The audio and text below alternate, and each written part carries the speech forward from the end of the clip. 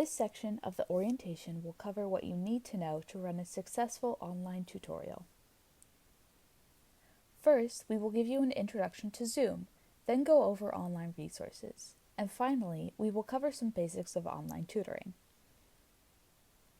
To set up your Zoom account, go to duke.zoom.us and select the Sign In button to sign in with your NetID and password. Upon signing in, you will see your profile page with your personal Zoom ID. This is the ID you will give to tutees, so make a note of it somewhere. At the bottom of the online Zoom page, there is a link to the desktop application that you can download to have easy access to Zoom. While you're on the online Zoom site, you can change your profile picture to display a photo of you while your video is off. You can update your personal ID to reflect your phone number if you like, although using the one Zoom gave you is fine too. And you can set up a waiting room preceding your scheduled tutorial meeting so that you will be able to decide who you let into the meeting. You need to make sure that your Zoom meetings are secure. Firstly, do not record your tutorial. If you are holding a group tutorial, you can create a password for your tutorial meeting that you distribute only to your tutees. This is not an option for drop-in tutoring. OIT has made it so that only authenticated Duke users can join a meeting, which means that both group tutorial and drop-in tutoring will be more secure. You can also lock the meeting after all participants have joined if you are holding a group tutorial. You can schedule recurring meetings in Zoom. Make sure to enable Join Before Host so that the students can join and talk before the tutorial starts.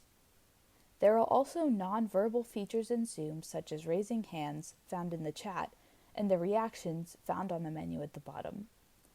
You or your tutees are able to screen share, but make sure that you enable screen sharing for all participants. If the tutorial is over but the students want to continue talking, make someone else co-host so you can leave the meeting without ending it. Now we will go over some features of Zoom that you may find helpful. The whiteboard function allows you or your tutees to draw on a virtual whiteboard. This may be useful in solving equations or quickly illustrating concepts. When sharing your screen, you or your tutees can annotate the screen. This may be useful when sharing PowerPoints or websites. You can set up polls in advance to launch at a specific time, or you can launch them when you see fit. Polls can be used to quickly assess the understanding of your tutees. The chat may be useful for tutees to interact separately from the main tutorial and explain concepts to each other on the side. However, make sure they don't get distracted or off topic in the chat. The breakout room function is useful for group work. You can travel from one breakout room to another as the host. Remember that most of Zoom functions, for example the whiteboard and screen sharing, are not compatible with screen readers.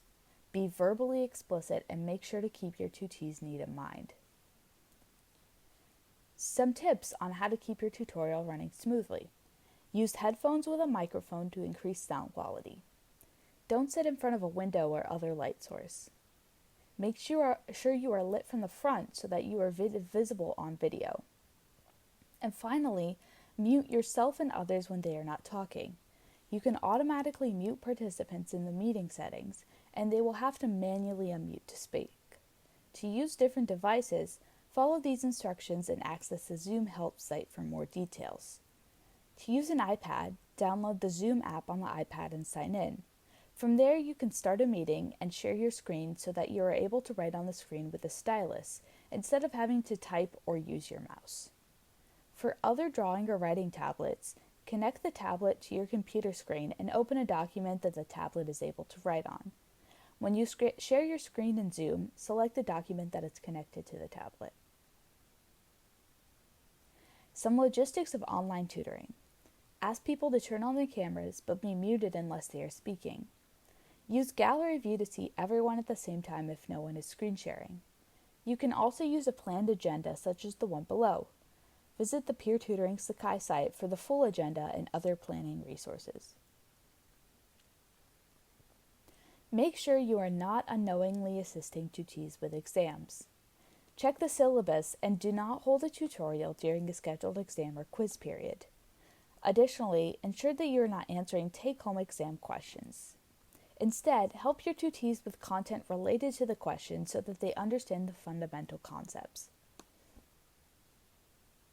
Drop-in tutoring is now hosted on Zoom, with meeting IDs on the Peer Tutoring website and on the Peer Tutoring Program Sakai page. If you are a drop-in tutor, this is your personal Zoom ID, so take the necessary security precautions. Schedule recurring meetings for drop-in and be available during your shift. Make sure to collect each participant's net ID. You can use the public or private chat to do so, and record each net ID in TutorMatch. Use breakout rooms to your advantage by grouping together tutees that are working on similar concepts. Further information and detailed instructions can be found on the Peer Tutoring Sakai site and in the Zoom section of the Duke OIT website.